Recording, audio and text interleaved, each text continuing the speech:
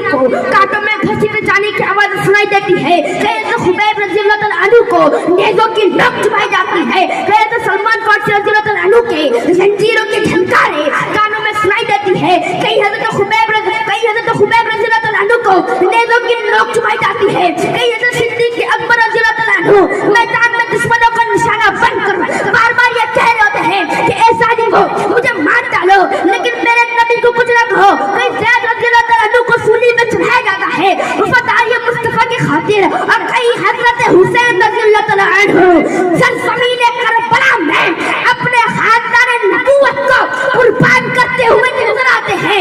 इसीलिए तो अब्दुल हाफिज जलंधरी जब कलम उठाते हैं तो यूं लिखते हैं कि मोहम्मद की मोहब्बत दीन हक की शर्त अव्वल है। मोहम्मद की मोहब्बत दीन हक की शर्त अव्वल है।